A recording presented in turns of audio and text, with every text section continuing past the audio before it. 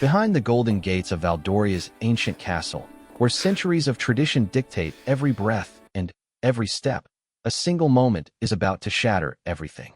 Prince Alexander, heir to the throne of the most powerful kingdom in Europe, stands at the crossroads between duty and devastation. His wife, Princess Isabella, the beloved people's princess who captured hearts across the nation, has just made a decision that will rock the very foundations of the monarchy. What happens when the fairy tale marriage that the world believed in becomes a nightmare behind closed doors? When the woman who was supposed to be the future queen decides she can no longer live in the shadow of a crown that suffocates her soul. And when the prince's own stepmother, Queen Regent Viviana, sees this crisis as the perfect opportunity to secure her own family's claim to the throne. In the kingdom of Valdoria, where every scandal is buried beneath layers of protocol, and every tear is hidden behind a practiced smile, the royal family is about to discover that some secrets are too powerful to contain, some heartbreaks too public to hide, and some betrayals too deep to forgive. This is the story of how a kingdom's golden couple fell apart, how a prince's world crumbled in a single afternoon, and how one woman's smirk in the shadows ignited a fury that would change the course of royal history forever. Because sometimes, even fairy tales have the darkest endings. The morning sun cast long shadows across the marble floors of Valdoria Castle as Princess Isabella walked down the grand corridor for what she knew would be the last time as a member of the royal family. Her heels clicked against the cold stone, each step echoing like a countdown to the moment that would change everything. In her hand, she clutched a single envelope containing the letter that would destroy the fairy tale the world believed in. Prince Alexander stood in his private study, surrounded by centuries of royal portraits that seemed to watch his every move with judging eyes. The weight of the crown he would one day wear felt heavier than ever as he stared out the window at the kingdom he was destined to rule. He had no idea that his wife was walking toward him with the power to bring his world crashing down. The marriage between Alexander and Isabella had been called the wedding of the century. 3 years ago, millions of people around the world had watched as the commoner-turned-princess walked down the aisle of Valdoria Cathedral, her smile radiant as she pledged her life to both her prince and his kingdom. She had been everything the royal family needed: beautiful, intelligent, compassionate, and beloved by the people. But behind the palace walls, away from the cameras and the cheering crowds, the reality had been far different. Isabella had tried to fit into the rigid world of royal protocol, but each day felt like drowning in expectations she could never meet. Every word was scrutinized, every gesture analyzed, every breath measured against centuries of tradition. Queen Regent Viviana, Alexander's stepmother who had ruled as regent since the old king's death, made it clear from the beginning that Isabella would never truly belong. The woman who had married into the royal family herself seemed determined to ensure that Isabella's experience would be far more difficult than her own. The breaking point had come just weeks ago during a state dinner with foreign diplomats. Isabella had dared to voice an opinion about environmental policy, something she was passionate about, only to be publicly corrected by Viviana in front of the entire assembly. The humiliation had been complete and deliberate, designed to remind Isabella of her place. That night, as Alexander defended his stepmother's actions as necessary for maintaining royal dignity, Isabella realized she was truly alone in her golden cage. As Isabella reached the door to Alexander's study, she paused to collect herself. Through the heavy oak door, she could hear him on a phone call, discussing trade agreements with his advisors. His voice carried the authority of someone born to command, but she knew the man behind that voice, the one who played piano when he thought no one was listening, who still kept a photo of his mother hidden in his desk drawer, who had promised her that their love would be stronger than any protocol. She knocked softly, and his voice called for her to enter. When Alexander looked up and saw her face, he immediately ended his call. Even after 3 years of marriage, he could still read her expressions like a book, and what he saw now made his blood run cold. Isabella placed the envelope on his mahogany desk, her hands trembling slightly as she stepped back. Alexander stared at it as if it were a snake ready to strike, knowing instinctively what it contained but unable to bring himself to reach for it. "Isabella, whatever this is, we can work through it," he said, his voice barely above a whisper. "We always do." But she shook her head, tears beginning to stream down her cheeks. "No, Alexander. We can't. Not this time. I've tried to be the princess this kingdom needs, the wife you deserve, but I'm drowning in this life. Every day, I lose a little more of who I am until I can barely recognize myself in the mirror. Alexander stood up, moving around the desk toward her, but she held up her hand to stop him. The gesture was so final, so definitive, that he felt his heart skip a beat. I'm leaving, Alexander. Today. I've already spoken with my attorney, and the paperwork is being filed as we speak. I'm returning to my family's estate in the countryside, and I won't be coming back. The words hit him like physical blows. Alexander, who had been trained from birth to handle any crisis with dignity and composure, felt his carefully constructed world beginning to crumble. You can't just leave, he said, his voice cracking. We're married. You're the future queen. The people love you. The people love an image, Isabella replied sadly. They love the princess they see in photographs and at public events. They don't know the woman who cries herself to sleep every night because she's suffocating under the weight of expectations. They don't see how Viviana treats me when the cameras aren't rolling, or how isolated I've become from everyone I care about. Alexander's face darkened at the mention of his stepmother. The relationship between Isabella and Viviana had always been strained, but he had hoped they would eventually find common ground. Now he realized how naive that hope had been. I'll talk to Viviana, he said desperately. I'll make sure she treats you with the respect you deserve. I'll change things, Isabella. I promise. But Isabella was already shaking her head again.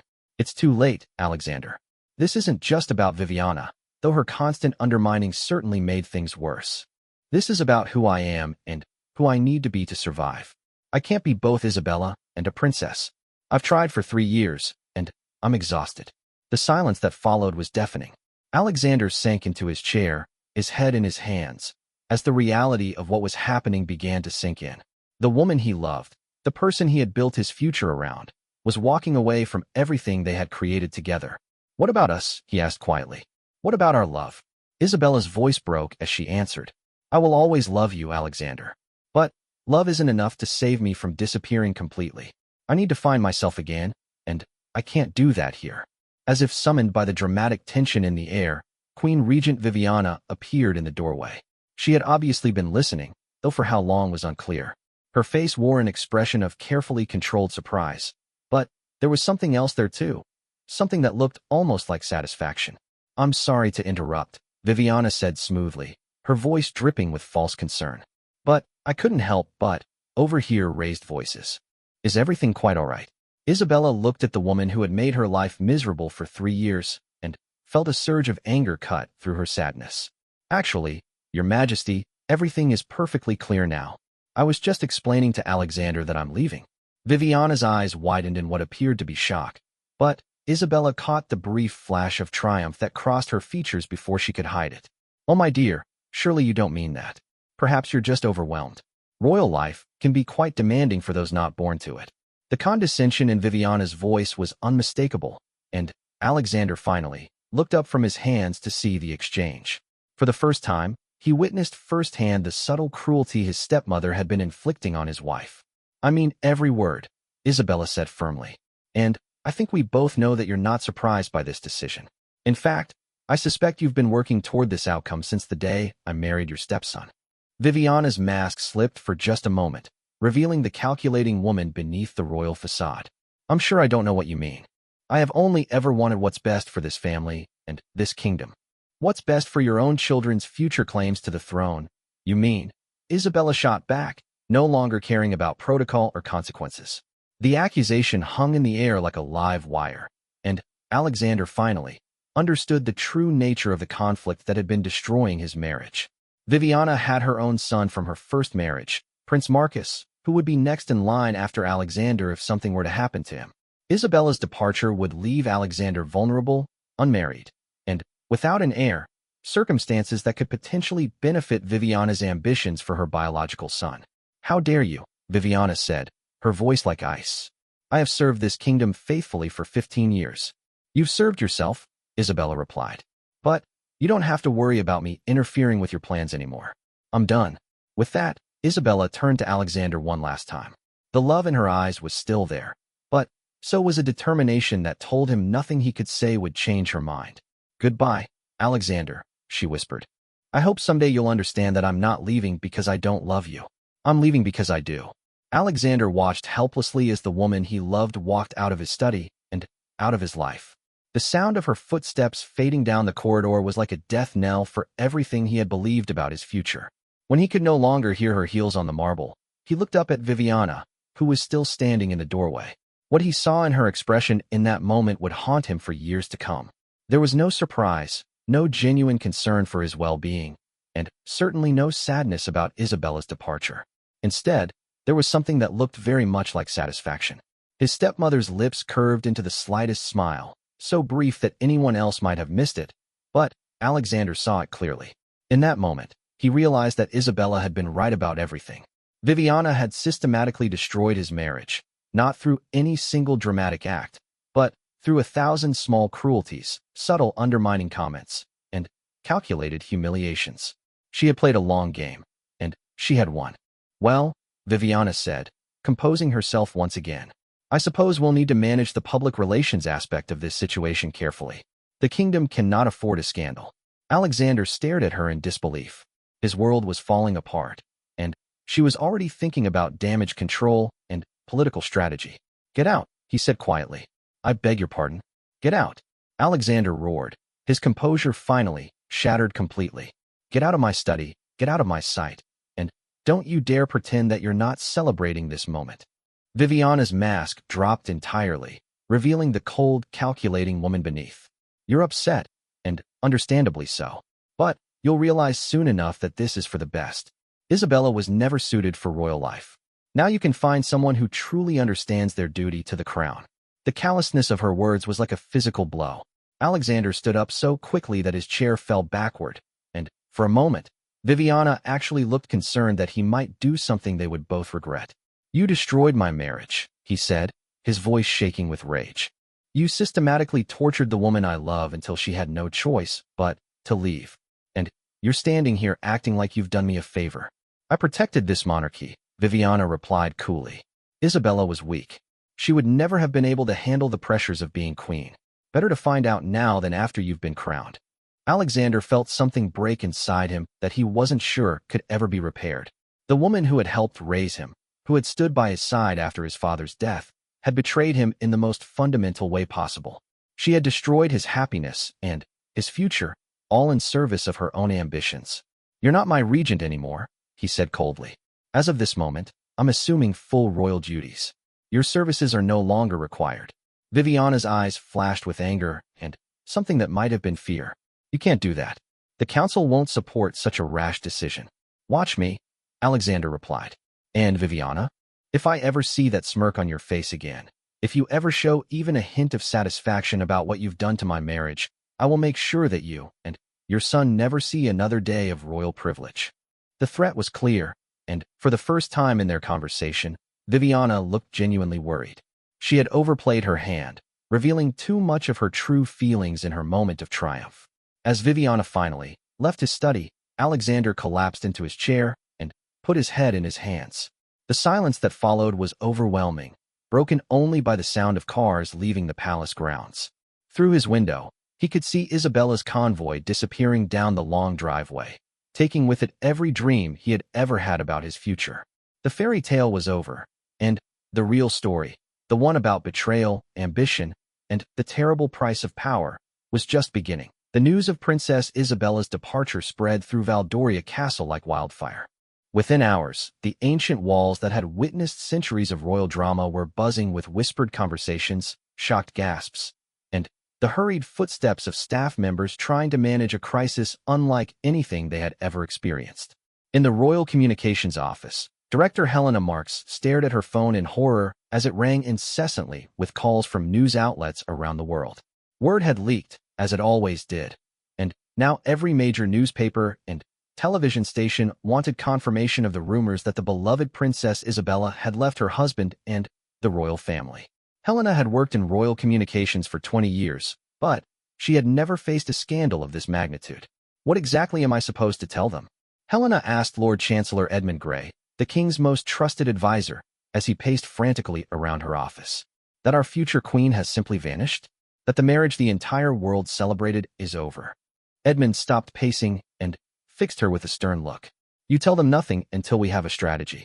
We need time to figure out how to handle this without destroying the monarchy's reputation. But time was a luxury they didn't have. Already, photographers were gathering outside the palace gates, and social media was exploding with speculation about Isabella's absence from her scheduled appearances. The princess had been due to open a new children's hospital that afternoon, an event that had been planned for months and was highly anticipated by the public. Meanwhile, in the private quarters of the castle, Alexander sat in complete darkness, having drawn all the curtains in his bedroom and refused to see anyone since Viviana had left his study 6 hours earlier. His private secretary, James Morrison, had been knocking on his door every hour, pleading with him to at least discuss the immediate practical matters that needed his attention. "Your Highness," James called through the heavy door. "The Prime Minister is on the line. He needs to speak with you urgently about the situation, and the Queen Regent is demanding an audience." At the mention of Viviana, Alexander's jaw clenched. He could imagine her sitting in her own office, probably already planning her next moves now that Isabella was out of the picture. The thought of facing her again so soon made his stomach turn. "Tell the Prime Minister I'll call him back," Alexander finally responded, his voice hoarse from hours of silence. "And tell my stepmother that if she sets foot near my quarters today, I'll have security remove her from the palace entirely." The threat was unprecedented. Never in the modern history of Valdoria had a prince publicly turned against a sitting regent, but then, again, never had a regent so systematically destroyed a prince's marriage for personal gain. James hesitated before speaking again. "Sir, there's something else. Princess Isabella's former lady-in-waiting, Sarah, has requested to speak with you. She says it's about information you need to know regarding the Queen Regent and Her Highness Isabella." For the first time since Isabella had left, Alexander felt a spark of something other than despair. Sarah had been Isabella's closest confidant in the palace, the one person who had truly understood what his wife was going through. If anyone knew the full extent of what had been happening behind closed doors, it would be her. "Send her up," Alexander said, finally, moving toward the door to unlock it. 20 minutes later, Sarah stood in Alexander's private sitting room, her usually composed demeanor cracked by obvious distress. She had been crying, and her hands shook as she held a small recording device. "Your Highness," she began, her voice trembling. "I need to tell you something that Princess Isabella never wanted you to know because she was trying to protect you from having to choose between your wife and your stepmother." Alexander's heart sank. "What do you mean?" Sarah took a deep breath before continuing. "Queen Regent Viviana has been far crueler to Princess Isabella than you ever realized. It wasn't just public corrections or subtle undermining. It was psychological warfare designed specifically to break her spirit." She held up the recording device. "Isabella asked me to document some of the worst incidents, not because she planned to use them against the Queen Regent, but because she was beginning to doubt her own sanity. She needed proof that these things were really happening." With shaking hands, Sarah pressed play. Alexander listened in growing horror as Viviana's voice filled the room, captured during what Isabella had thought was a private conversation between them just days earlier. "You need to understand your position here, Isabella," Viviana's voice said coldly. "You may have married the prince, but you will never be truly royal. The people may cheer for you now, but that's only because they don't see what I see. A commoner who is completely out of her depth, desperately trying to play a role she's not equipped for." Isabella's voice responded, trying to maintain dignity despite the obvious pain. "I've done everything asked of me. I've followed every protocol, attended every event, supported every cause the family has given me." "Following orders doesn't make you royal," Viviana continued. "Breeding does. Class does. Understanding from birth that duty comes before personal desires does. You'll never have that understanding because it's not in your nature. Eventually, Alexander will see what I see, and when he does, this little fairy tale will end." The recording continued with more exchanges, each one more devastating than the last. Viviana systematically attacked Isabella's confidence, her background, her intelligence, and even her appearance, all while maintaining the public facade of a supportive mother-in-law. When the recording finally ended, Alexander was sitting with his head in his hands, overwhelmed by the reality of what his wife had endured. "How long?" he asked quietly. "How long has this been going on?" "Since the beginning," Sarah replied sadly. "But it got much worse after the first year of your marriage. I think the Queen Regent realized that Princess Isabella wasn't going to break easily, so she escalated her tactics." Alexander looked up at Sarah with eyes full of pain and rage. "Why didn't you tell me? Why didn't Isabella tell me?" "She tried to, Your Highness, but in subtle ways that wouldn't force you to openly confront your stepmother." She hoped that if she could just endure it long enough, maybe things would change. And when they didn't, she made the decision to protect your relationship with your family by removing herself from the equation. The sacrifice Isabella had made hit Alexander like a physical blow. She had suffered in silence to protect him from having to choose between his loyalty to his family and his love for his wife. And, in the end, when the pain became unbearable, she had chosen to sacrifice herself rather than put him in an impossible position. There's more, Sarah continued hesitantly. The Queen Regent has been meeting regularly with her political allies on the Royal Council. Based on conversations Princess Isabella overheard, it appears that she's been positioning herself to have significant influence over your future marriage choices. She has specific candidates in mind, women from families that would strengthen her own political position. Alexander felt his blood run cold. Viviana hadn't just destroyed his current marriage. She had been planning his next one. The level of manipulation and betrayal was staggering. A sharp knock on the door interrupted his thoughts. James entered without waiting for permission, his face pale with urgency. Your Highness, you need to turn on the television immediately. There's been a development. Alexander grabbed the remote and turned on the large screen in his sitting room. A news anchor was speaking in the serious tone reserved for breaking royal news. We're now receiving confirmation that Princess Isabella has indeed left Valdoria Castle and has returned to her family's estate. While palace officials have declined to comment on the specifics, sources close to the royal family suggest that this separation may be permanent. The anchor continued, but Alexander barely heard the words. What caught his attention was the footage being shown. Viviana walking confidently across the palace courtyard, seemingly unaffected by the crisis engulfing the royal family. As she approached the palace doors, a reporter called out a question about the princess's departure. Viviana paused and turned to face the cameras, and in that moment, Alexander saw something that made his blood boil. For just a fraction of a second, before she composed herself into an expression of appropriate concern, Viviana smiled. It was subtle, barely noticeable to anyone who wasn't looking for it, but it was unmistakably a smile of satisfaction. The royal family is going through a difficult time, Viviana told the cameras, her voice full of false sympathy. We ask for privacy and understanding as we work through these personal matters. I have complete confidence that Prince Alexander will emerge from this situation stronger and more focused on his duties to the kingdom. The implicit message was clear to anyone who understood royal politics. Isabella was gone, Alexander was available, and Viviana was ready to help guide him toward a more suitable match. Alexander turned off the television and stood up abruptly, his decision made. Sarah, I need you to do something for me. Contact Princess Isabella immediately and ask her to meet with me tomorrow. Not here at the palace, but somewhere private where we can talk without interference. Sarah looked surprised. Your Highness, are you sure that's wise? If you're seen meeting with her after her departure, it could create even more scandal. I don't care about scandal, Alexander replied firmly. I care about my wife, and I care about the truth. Isabella left because she felt she had no choice, but I'm going to give her one. I'm going to fix this. James cleared his throat nervously. Sir, what about your royal duties? You have several important meetings scheduled for tomorrow, including one with the council about the succession protocols. Alexander's eyes hardened. Cancel everything. And, James, I want you to do something else for me. I want you to quietly compile a dossier on Queen Regent Viviana's political activities over the past 3 years. Her meetings, her allies, her influence on royal policies. Everything. Sir, that's highly unusual. May I ask why? Because I'm beginning to understand that my stepmother has been playing a much longer game than I realized, Alexander replied. And if I'm going to protect my marriage and my future, I need to know exactly what I'm up against. As his staff left to carry out his instructions, Alexander walked to the window and looked out at the kingdom he would one day rule. In the distance, he could see the estate where Isabella was probably sitting at this very moment, believing that her marriage was over and her life as she had known it was finished. But Alexander was the heir to one of the most powerful monarchies in the world, and he was done being manipulated by his stepmother's ambitions. Tomorrow, he would fight for his marriage. Tonight, he would plan the downfall of the woman who had tried to destroy everything he held dear.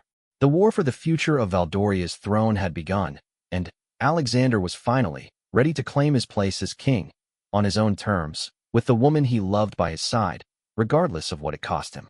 Meanwhile, in her own quarters across the castle, Viviana was already making phone calls to her political allies, confident that her plans were proceeding exactly as she had hoped. She had no idea that her stepson had finally seen through her machinations, or that her moment of triumph on camera had revealed more than she intended. The smile that had flickered across her face for that brief moment would prove to be the mistake that cost her everything she had worked so hard to achieve. Because Alexander had seen it, recorded it, and now understood exactly what kind of woman had been manipulating his family for years. The real battle for Valdoria's future was about to begin. The morning mist hung low over the gardens of Rosewood Manor, Isabella's family estate, as she sat alone on the stone terrace where she had played as a child. For the first time in 3 years, she could hear herself think without the constant pressure of royal protocol weighing down every breath. The silence was both liberating and terrifying. Her phone had been buzzing incessantly since yesterday evening, but she had turned it off, needing at least one night of peace before facing the storm that would inevitably follow her decision.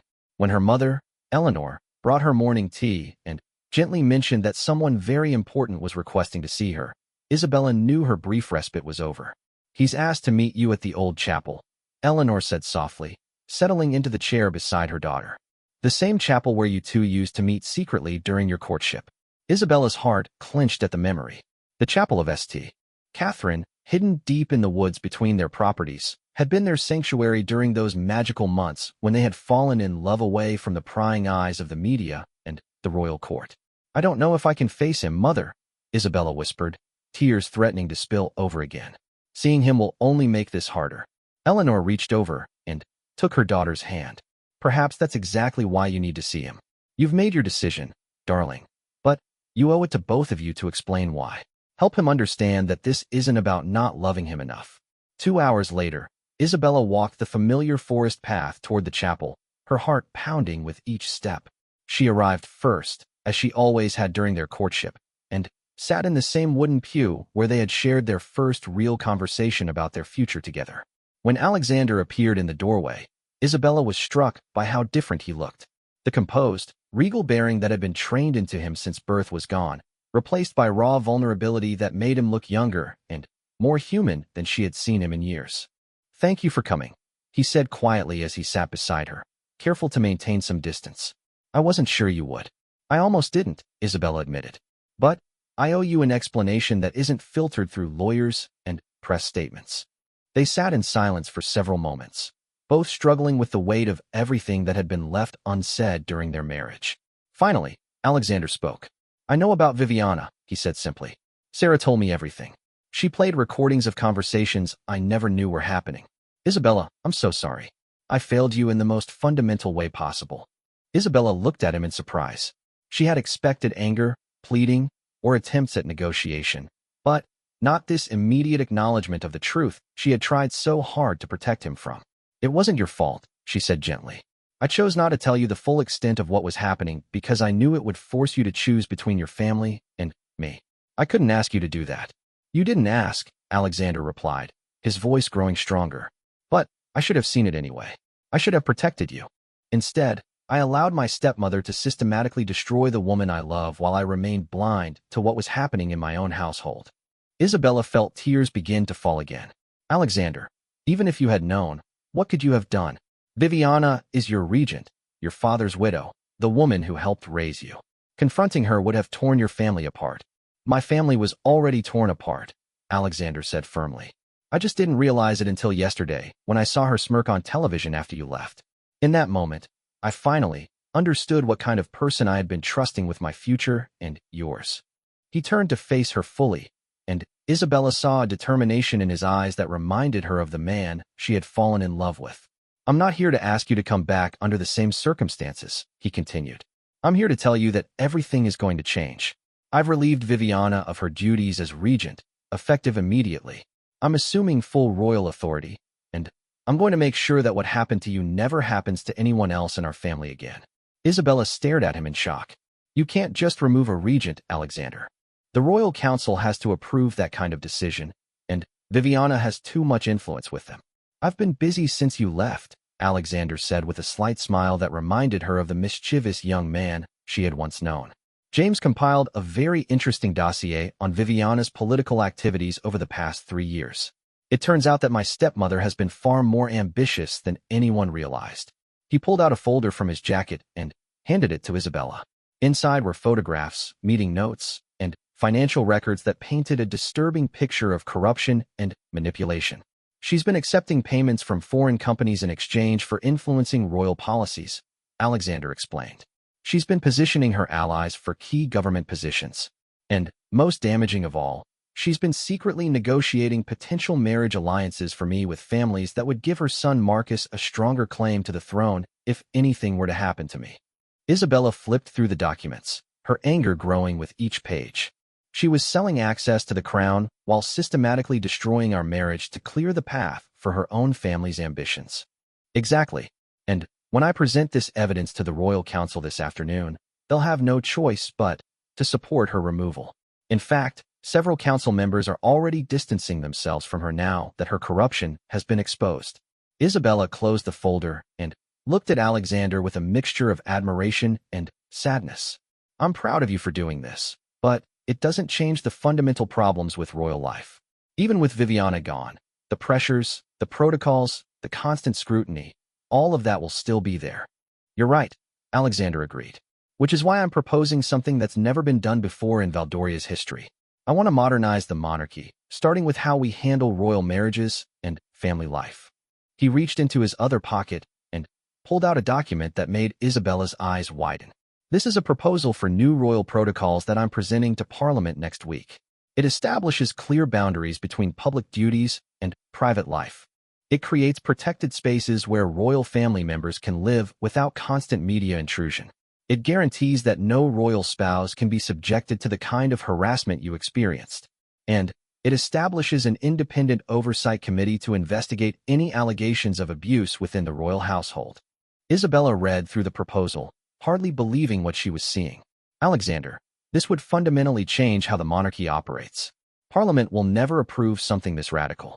They will if the future king makes it clear that these reforms are non-negotiable, Alexander replied. And they will if the people support it, which they will once they understand what happened to you. Isabella looked up at him sharply. What do you mean? I mean, I'm going to tell the truth about why you left. Not all of it. I won't violate your privacy or air our personal struggles publicly. But I'm going to make it clear that you were subjected to systematic mistreatment by members of the royal household, and that I failed to protect you. I'm going to use our pain as a catalyst for real change. The scope of what Alexander was proposing took Isabella's breath away. He was essentially offering to risk his own position and reputation to create a monarchy where their love could survive and flourish. What about Viviana? Isabella asked. She won't go quietly. She'll fight this with everything she has. Alexander's expression hardened. Let her try? I have 3 years' worth of evidence of her corruption, manipulation, and abuse. If she wants to make this a public battle, she'll lose everything. Her title, her position, her financial security, and, most importantly, any chance her son might have had at a future claim to the throne.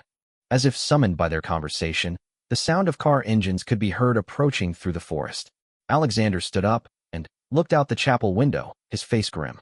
That's James, he said. I told him to come get me if there were any urgent developments. James appeared at the chapel door, slightly out of breath from his hurried walk through the woods. Your Highness, forgive the intrusion, but there's been a significant development. Queen Regent Viviana has called an emergency session of the Royal Council. She's claiming that your decision to assume full royal duties was made while you were emotionally compromised and should be reversed. Alexander's jaw clenched. Of course she has. She's making her final play for control. There's more, sir, James continued. She's also announced that Prince Marcus is returning from his diplomatic mission immediately to support the family during this difficult time. And she's scheduled a press conference for this evening where she plans to clarify the circumstances surrounding Princess Isabella's departure. Isabella felt her blood run cold. She's going to try to control the narrative. She'll paint me as unstable or unfit for royal duty while positioning Marcus as the responsible alternative heir. Alexander stood up, and Isabella could see the transformation happening in real time. The vulnerable, heartbroken man who had been sitting beside her was becoming the future king who would stop at nothing to protect the people he loved. Not if I get there first, he said firmly. James, cancel all my appointments for the rest of the day. I'm calling my own press conference in 2 hours. And I want you to contact the council members who have already seen the evidence against Viviana. Make sure they understand that if they support her in this emergency session, they'll be going down with her. Isabella watched this exchange with growing amazement. The passive, protocol-bound prince she had left yesterday was gone, replaced by a leader who was finally claiming his power and using it decisively. What about Princess Isabella? James asked carefully. The media will expect her to be present if you're making a statement about your marriage. Alexander looked at Isabella, and she saw the question in his eyes before he asked it. That's up to you. I won't ask you to stand beside me for appearances if you're not ready to come home. But if you are ready, if you believe we can build something better together, then I would like nothing more than to have you with me when I face down the woman who tried to destroy us. Isabella felt the weight of the decision settling on her shoulders. She could return to her private life, let Alexander fight this battle alone, and hope that he would be able to create the changes he promised. Or she could step back into the arena, knowing that this time would be different because this time she wouldn't be fighting alone. She thought about the recordings Sarah had played for Alexander, about all the nights she had cried herself to sleep feeling helpless and isolated. Then, she thought about the man sitting beside her, who had been willing to risk everything to create a world where their love could survive. I'll need guarantees, she said finally. Not just promises, but legal protections written into the new protocols you're proposing. And I want Viviana banned from any official royal functions where I'm present. Alexander's face lit up with hope. Whatever you need. I'll put it in writing before the press conference. Isabella took a deep breath, knowing that her next words would determine the course of the rest of her life. Then, let's go home and fight for our future. As they walked out of the chapel together, hand in hand for the first time in months, neither of them noticed the photographer hidden in the trees nearby, capturing images that would be worth millions to the tabloid that had hired him. The pictures of their reconciliation would hit the internet within hours, forcing both Viviana and Alexander to accelerate their timelines for the public battle that would determine the future of Valdoria's throne. The war was about to begin in earnest, and this time, Alexander and Isabella would be fighting on the same side. The photographs hit social media like lightning. Within 30 minutes of Isabella and Alexander leaving the chapel, images of them holding hands and walking together were trending worldwide with hashtags like #RoyalReunion and #LoveWins. The pictures showed them both looking determined but united, and the public response was immediate and overwhelmingly supportive. In her private office at Valdoria Castle, Queen Regent Viviana stared at her computer screen in fury as the images spread across every major news outlet. Her carefully planned narrative about Isabella's instability and Alexander's need for guidance was crumbling before she could even present it. This changes everything, Prince Marcus said as he burst into his mother's office, having just arrived from his hurried flight back to Valdoria. At 28, Marcus had inherited his mother's sharp intelligence and ruthless ambition, but lacked her years of experience in royal politics. If they're back together, our entire strategy falls apart. Viviana turned away from the screen, her face a mask of cold calculation. No, it doesn't. It just means we need to accelerate our timeline and play our strongest cards immediately. She picked up her phone and dialed a number she had hoped never to use. When the call was answered, she spoke in rapid, hushed tones. It's time, she said simply. Release everything you have. I don't care about the consequences anymore. Meanwhile, in the Royal Communications Office, Helena Marks was fielding dozens of calls from journalists around the world who had seen the photographs and wanted official comment. The pressure was enormous, but for the first time in 24 hours, she felt like she might actually have something positive to work with. Your Highness, she said when Alexander and Isabella arrived at the palace together. The public response to your reconciliation has been extraordinary. Support for Princess Isabella is trending in every major country, and there's a growing backlash against whatever forces drove her to leave in the first place. Alexander nodded grimly. Good, because we're going to need that public support for what comes next. Has the Royal Council convened yet? They're meeting now, sir. And, Your Highness, there's something you should know. Several council members have already pledged their support for your assumption of full royal duties, but others are demanding to see the evidence against Queen Regent Viviana before making any commitments. They'll see it, Alexander replied. Is everything ready for the press conference? Yes, sir. We've moved it to the main ballroom to accommodate the number of media outlets requesting access. This will be one of the largest royal press conferences in Valdoria's history. As they prepared for what would undoubtedly be the most important public appearance of their lives, Isabella felt a familiar knot of anxiety in her stomach. But this time, it was different. Instead of the helpless dread she had felt during countless royal events over the past 3 years, she felt the focused nervousness of someone about to fight for something that mattered. "Are you ready for this?" Alexander asked as they stood outside the ballroom doors, the sound of dozens of cameras and voices audible from within. "I'm ready to tell our truth," Isabella replied. "The rest is up to the people of Valdoria to decide." They entered the ballroom together, and the explosion of camera flashes was immediate and overwhelming. Every major news outlet in the world was represented, along with what seemed like every photographer in Europe. Alexander and Isabella took their places at the podium, and the room gradually fell silent. "Thank you all for coming on such short notice," Alexander began, his voice carrying the authority of someone who had finally claimed his birthright. "I'm here today to address the events of the past 48 hours, to take responsibility for my failures as a husband and as a future king, and to announce fundamental changes to how this monarchy will operate going forward." He paused, allowing the weight of his words to settle over the room. "Yesterday, my wife Princess Isabella made the difficult decision to leave our marriage and royal life. I want to be absolutely clear that this decision was not made lightly, and it was not made because of any failing on her part. Princess Isabella left because she was subjected to systematic psychological abuse by members of this royal household, abuse that I failed to recognize and stop." A murmur of shock rippled through the room. This was far more direct and damning than anyone had expected from a royal press conference. "For 3 years," Alexander continued, "my wife has endured constant undermining, public humiliation, and private cruelty designed specifically to break her spirit and drive her from this family. This abuse was perpetrated by individuals who saw her as an obstacle to their own political ambitions, and I was too blind and too trusting to see it happening under my own roof." Isabella stepped forward to the microphone, her heart pounding but her voice steady. "I want to thank my husband for his courage in speaking this truth. For 3 years, I tried to fulfill my duties as a princess while protecting him from having to confront the reality of what was happening. I believed that if I could just endure it long enough, things might change. When it became clear they wouldn't, I chose to leave rather than force Alexander to choose between his family and his wife."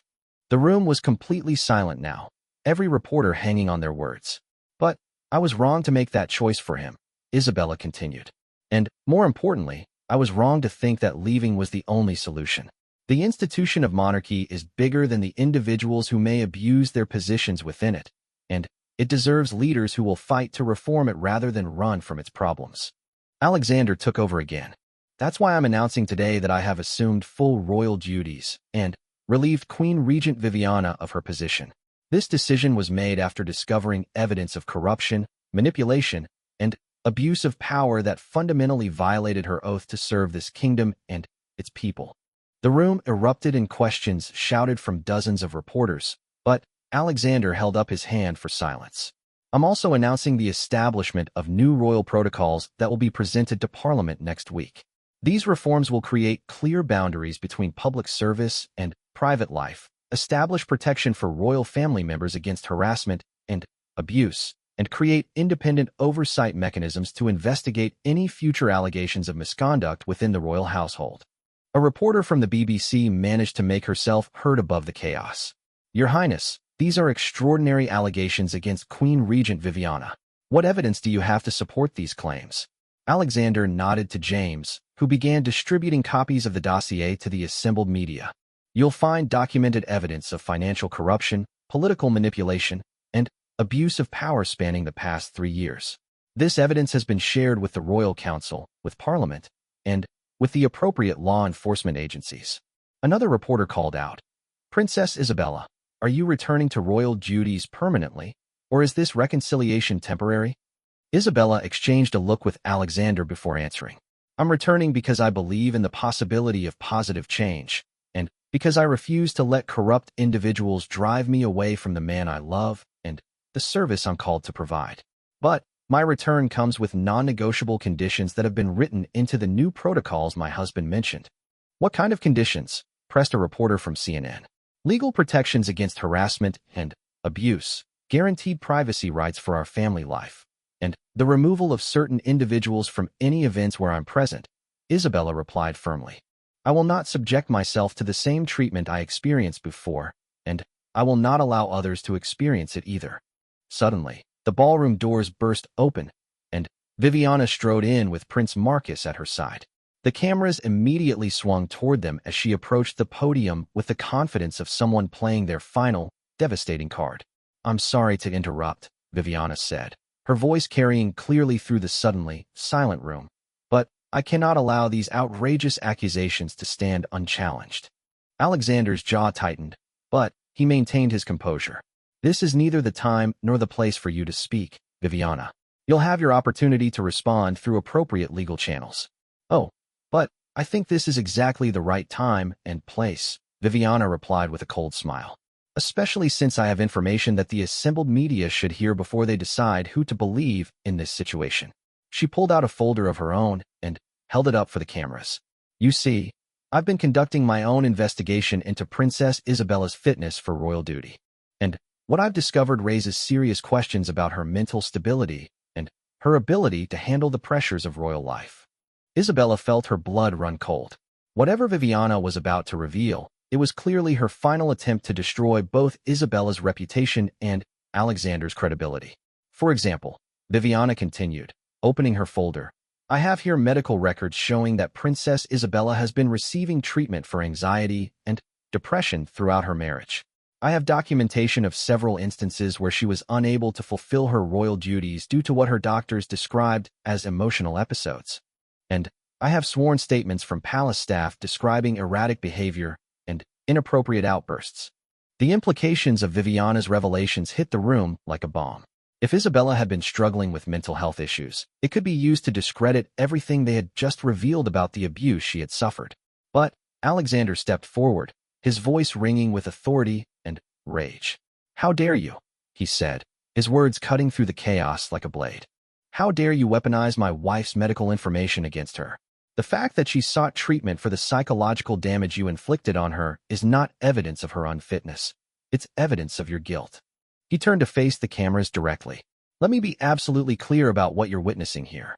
This is exactly the kind of manipulation and cruelty that drove my wife to seek medical help in the first place. The woman standing behind me is trying to use Isabella's courage in seeking treatment as a weapon against her, proving better than any dossier could how truly destructive her influence has been." Isabella found her voice, stepping closer to the microphone despite her fear. "Queen Regent Viviana is correct that I sought help for anxiety and depression during my marriage. I did so because the systematic abuse I was experiencing was damaging my mental health, and I was wise enough to recognize that I needed professional support to cope with it." She looked directly into the cameras, speaking to the people of Valdoria and the world beyond. "There is no shame in seeking help when you're being abused. There is no weakness in acknowledging when your mental health is suffering.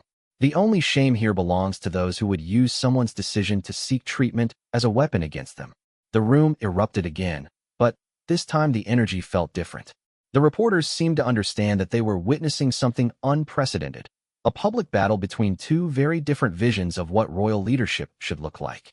"Furthermore," Alexander continued, his voice rising above the noise, "the fact that Viviana has access to my wife's private medical records is itself evidence of the surveillance and violation of privacy that we're working to reform.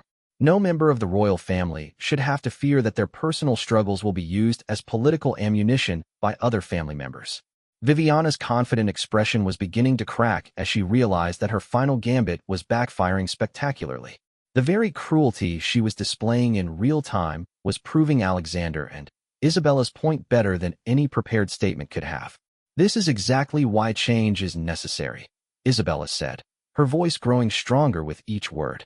"This is why we need new protections, new protocols, and new leadership that understands the difference between serving the crown and using it for personal gain."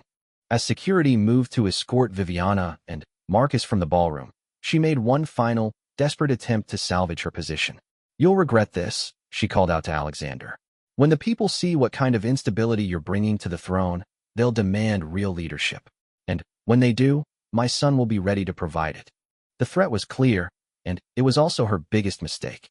By publicly positioning Marcus as an alternative to Alexander, Viviana had revealed the true extent of her ambitions in front of every major news outlet in the world.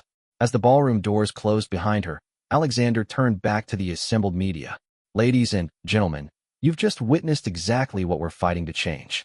The era of backroom manipulation and family members treating each other as political pawns is over. This monarchy will serve the people of Valdoria, not the personal ambitions of individuals who mistake proximity to power for the right to wield it. The press conference continued for another hour, with Alexander and Isabella fielding questions about their reforms, their marriage, and their vision for the future of Valdoria. By the time it ended, public opinion polls were already showing overwhelming support for the royal couple and growing calls for Viviana's complete removal from any position of influence. But, as they left the ballroom together, both Alexander and Isabella knew that Viviana's final threat wasn't empty bluster. The battle for the future of Valdoria's monarchy was far from over, and their enemies would be regrouping even as the world celebrated their apparent victory.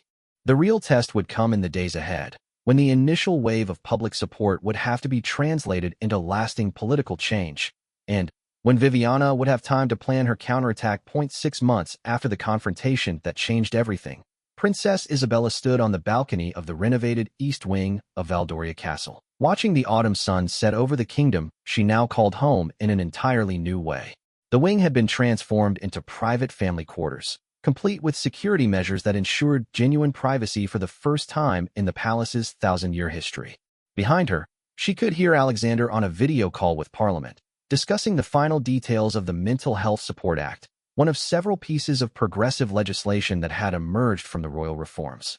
The changes they had fought for were no longer just proposals on paper. They were becoming the new reality of how Valdoria's monarchy operated. The transformation had not been easy or immediate. In the weeks following their explosive press conference, Viviana had mounted a fierce campaign to regain her position, using every political connection and favor she had accumulated over 15 years of royal life.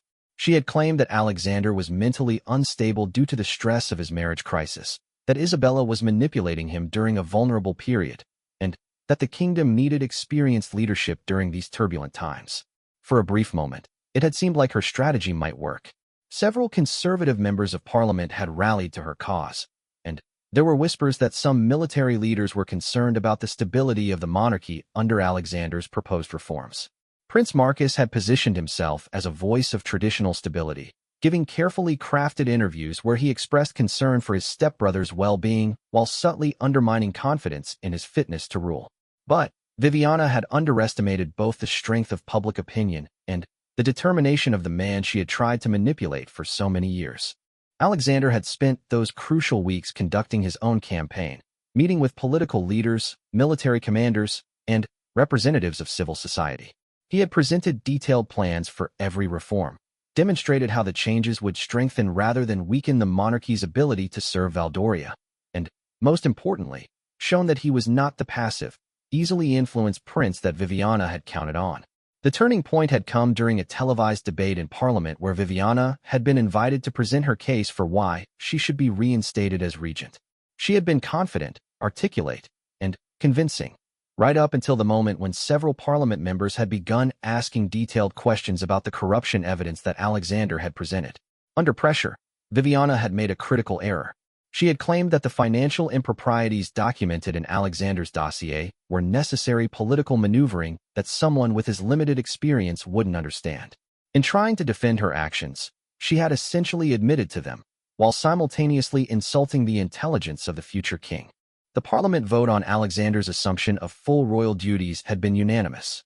But, perhaps more satisfying than any political victory had been watching Viviana's own political allies abandon her once they understood the full extent of her manipulations.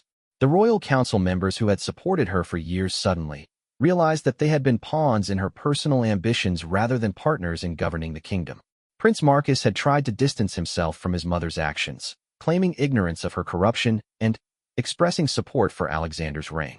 But the damage was done. His credibility as an alternative heir was destroyed, and his own future in royal life was now uncertain. The vote was 847 to 23 in favor, Alexander said as he joined Isabella on the balcony, referring to Parliament's final approval of the comprehensive royal reform package. The Mental Health Support Act, the Privacy Protection Protocols, and the Independent Oversight Committee are now law. Isabella smiled, remembering how impossible this moment had seemed just 6 months ago. What about the Family Protection Statute? Unanimous approval, Alexander replied, wrapping his arms around her from behind. No member of the royal family can now be subjected to harassment, surveillance, or abuse by other family members without legal consequences. And all medical information is protected by law from political use.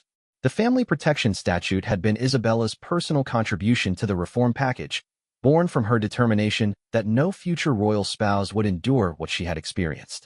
The law established clear legal remedies for abuse within royal households and created an independent ombudsman specifically tasked with investigating complaints from royal family members.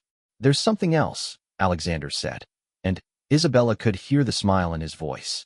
"Parliament also approved the proposal for the new Royal Mental Health Foundation. You'll be its first patron, with full authority to develop programs and partnerships as you see fit." Isabella turned in his arms, hardly believing what she was hearing. Throughout her difficult years as a princess, one of her greatest frustrations had been the restrictions on her ability to pursue meaningful work. The traditional royal charity patronages had felt hollow when she couldn't speak authentically about issues she cared deeply about. "You're serious? I'll have real authority to develop programs, not just cut ribbons and pose for photos." "Completely serious," Alexander confirmed. "You'll have a budget, a staff, and the freedom to work on mental health issues however you think will be most effective. The foundation will be independent from traditional palace protocols." It was more than Isabella had dared to hope for. The foundation would allow her to turn her personal struggles into meaningful help for others, while operating with the kind of autonomy that would have been unthinkable under the old system. "What about Viviana?" Isabella asked, though part of her dreaded the answer. "She's been stripped of all royal titles and privileges," Alexander replied grimly. "She'll retain a basic living allowance as my father's widow, but she's banned from participating in any royal functions and prohibited from using royal properties. Marcus has chosen to relocate to his mother's family estate in the countryside." Isabella felt a complex mix of emotions about Viviana's fate. While she was relieved to be free from her tormentor's influence, she couldn't help feeling sorry for the woman who had destroyed her own life in pursuit of power she was never meant to have. "Do you think she'll accept this outcome and move on peacefully?" Isabella asked. Alexander was quiet for a long moment before answering. "Honestly, I doubt it. Viviana is not the type of person who accepts defeat gracefully. But her ability to cause damage is severely limited now. She has no political allies, no official position, and no credibility with the media or the public." As if summoned by their conversation, James appeared on the balcony with an urgent expression on his face. "Your Highnesses, forgive the interruption, but there's been a development. We've just received word that former Queen Regent Viviana has been arrested." Isabella felt her heart skip a beat. "Arrested? For what?" "Financial crimes related to the corruption investigation," James explained. "Apparently, the evidence you provided led to a broader investigation by law enforcement, and they've discovered additional irregularities that constitute criminal behavior rather than just political misconduct." Alexander closed his eyes briefly, knowing that while this news vindicated their actions, it also meant that the scandal would continue to dominate headlines for months to come. "What's the scope of the charges?" he asked. "Embezzlement, bribery, and conspiracy to defraud the royal treasury," James replied. "The amounts involved are substantial, enough to constitute serious felonies rather than minor infractions." Isabella sank into one of the balcony chairs, overwhelmed by the implications. "Alexander, this is going to be a circus. The media coverage, the trial, the constant questions about our family's integrity." But Alexander sat beside her and took her hand, his expression calm and determined. "Yes, it will be difficult, but this is exactly why we needed to expose her corruption and create new systems of accountability. The old way of handling scandals, covering them up and hoping they would go away, only allowed the problems to get worse." He looked out over the kingdom spread below them.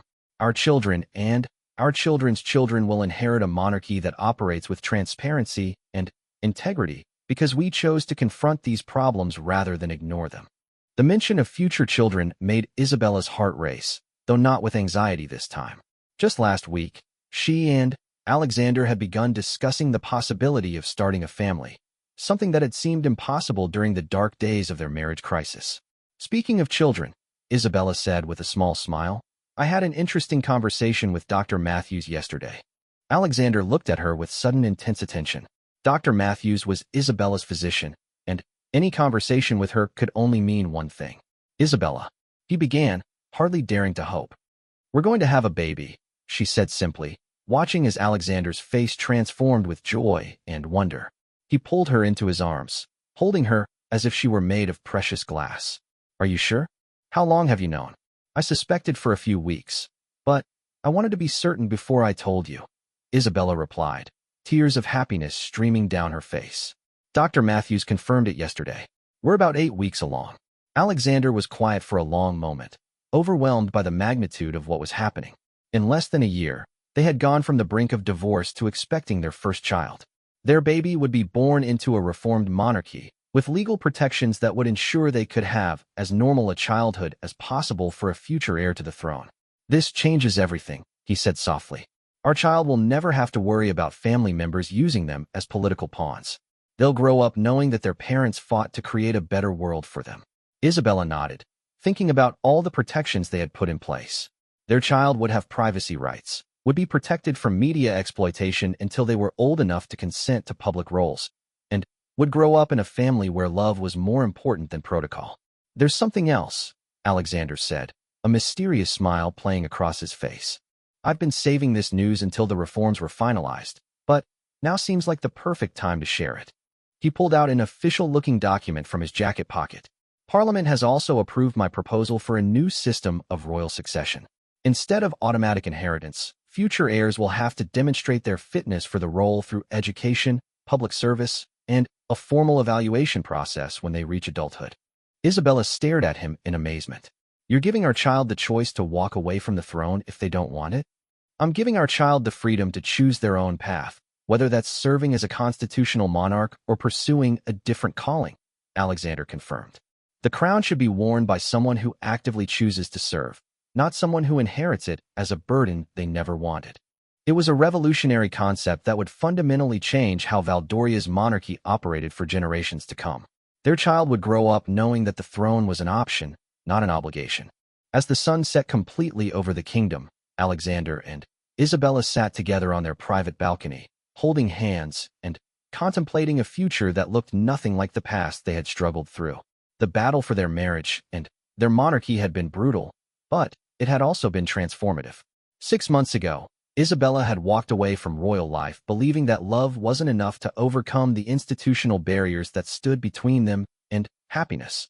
Tonight, she understood that love combined with courage, determination, and the willingness to fight for change could move mountains, even mountains as old and seemingly immovable as a 1,000-year-old monarchy.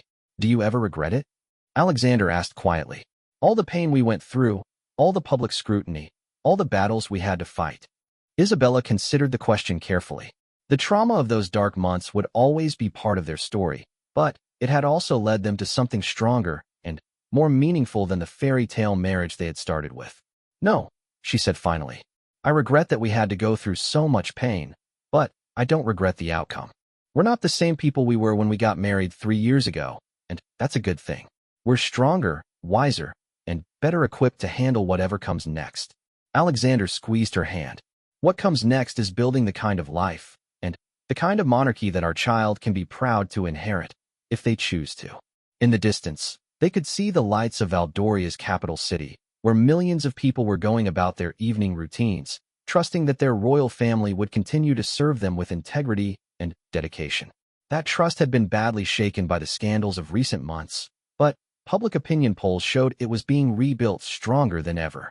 The new Valdoria monarchy would be different from anything that had come before, more transparent, more accountable, more humane. It would be an institution that served its people rather than simply demanding their loyalty, and it would be led by a king and queen who had proven their commitment to positive change through their own suffering and sacrifice. As they prepared to go inside and begin another evening in their transformed life, Isabella realized that the fairy tale hadn't ended when she walked away from the palace 6 months ago.